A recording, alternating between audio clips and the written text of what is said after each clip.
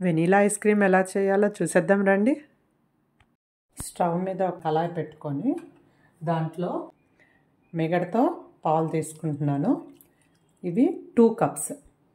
మిగడతో ఎందుకు తీసుకోమంటున్నానంటే అలా తీసుకుంటే ఐస్ క్రీమ్ మనకి ఇంకా చాలా బాగా సాఫ్ట్గా వస్తుంది. అందుకని కొంచెం వేడైన తర్వాత ఇందులోంచి కొంచెం మిల్క్ మనం ఒక గిన్నెలోకి తీసి పెట్టుకుందాము.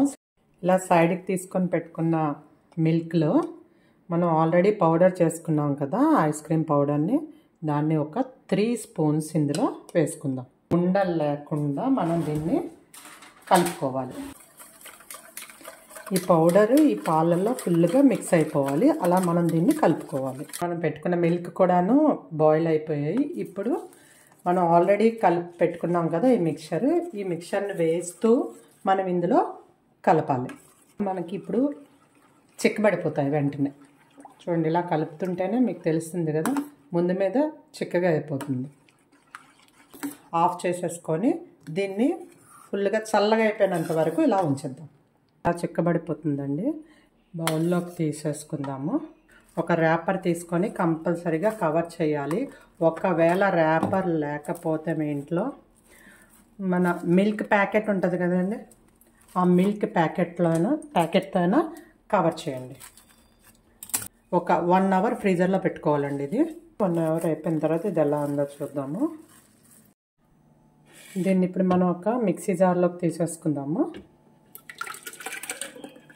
మనకి ఐస్ క్రీమ్కి ఉండే క్రీమీ స్ట్రక్చర్ రావాలి కదండి, అందుకనే మనం కంపల్సరీ గ్రైండ్ చేసుకోవాలి. మనము ఫ్రెష్ క్రీమ్ కూడా వేద్దాము.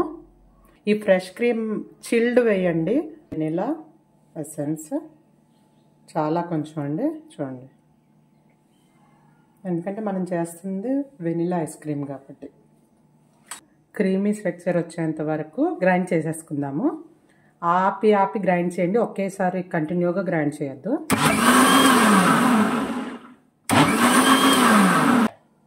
చూసారా ఎంత క్రీమీగా వచ్చిందో? ఇలాంటి బాక్స్ తీసుకొని ఇందులో ట్రాన్స్ఫర్ చేసేసుకుందాము. ఇలా ఒక ర్యాపర్ తీసుకొని దాన్ని నీట్గా ర్యాప్ చేసేయండి. లేదు అంటే ఏదైనా మిల్క్ కవర్ తీసుకొని అయినా దాన్ని కవర్ చేయండి. ఇలా నీట్గా ర్యాప్ చేసేసి బాక్స్ మీద క్యాప్ పెట్టేసుకోండి. 5-6 అవర్స్ అయితే ఫ్రీజర్లో పెట్టాలి. లేదు అంటే ఓవర్ నైట్ ఉంచినా ప్రాబ్లం లేదు. నైట్ అంతా ఫ్రీజర్లో ఉంచేస్తాను. ఉంచిన తర్వాత ఇది ఒకసారి మనం ఓపెన్ చేసి చూద్దాం.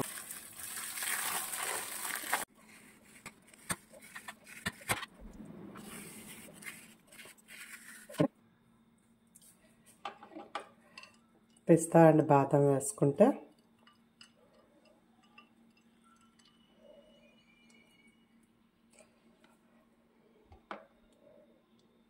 మన ఎంతో tasty vanilla ice cream ready అయిపోయిందండి.